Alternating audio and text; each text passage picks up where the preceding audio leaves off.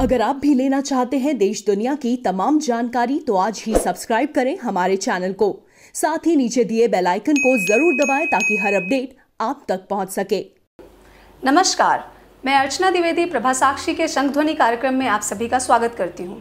हर महीने एक अमावस्या आती है, लेकिन ऐसा बहुत ही कम होता है जब अमावस्या सोमवार के दिन हो।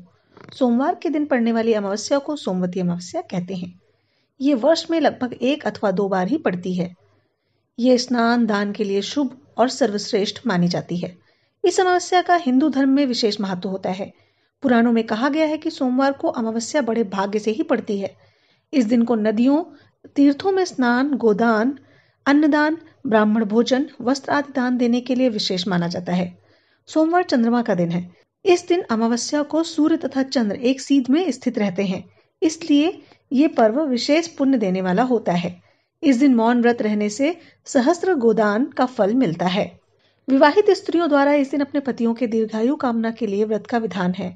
इस दिन विवाहित स्त्रियों द्वारा पीपल के वृक्ष की दूध, जल, पुष्प, अक्षत, चंदन इत्यादि से पूजा और वृक्ष के चारों ओर 108 बार धागा लपेटकर परिक्रमा करने का विधान होता है और कुछ अन्य परंपराओं में भवरी देने का भी विधान होता है। आप जानते हैं इसकी पौराणिक कथा के बारे में। सोमवती अमावस्या से संबंधित अनेक कथाएं प्रचलित हैं। परंपरा है कि सोमवती अमावस्या के दिन इन कथाओं को विधि पूर्वक सुना जाता है। एक गरीब ब्राह्मण परिवार था जिसमें पति पत्नी के अलावा एक पुत्री भी थी। पुत्री धीरे धीरे बड़ी होने लगी। उस लड़की में समय के साथ सभी स्त्रियोचित गुणों का विकास होने लगा। लड़की सुंदर, संस्कारवान एवं गुणवान भी थी, लेकिन गरीब होने के कारण उसका विवाह नहीं हो पा रहा था। एक दिन ब्राह्मण के घर एक साधु पधारे, जो कि कन्या के सेवा भाव से काफी प्रसन्न हुए। कन्या को लंबी आयु का वरदान देते हुए साधु ने कहा कि कन्या की हथेली में विवाह योग्य रेखा नहीं है। ब्राह्मण दंपति ने साधु से उपाय पूछा कि कन्या ऐसा क्या करे कि उसके हाथ में विवाह योग बन जाए। साधु ने कुछ देर विचार करने के बाद अपनी अंतर्दृष्टि से ध्यान करके बताया कि कुछ दूरी पर एक गांव में सोना नाम की धोबन जाति की एक महिला अपने बेटे और बहू के साथ रहती है, जो कि बहुत ही आचार विचार और संस्कार संपन्न तथा पतिपरायण है।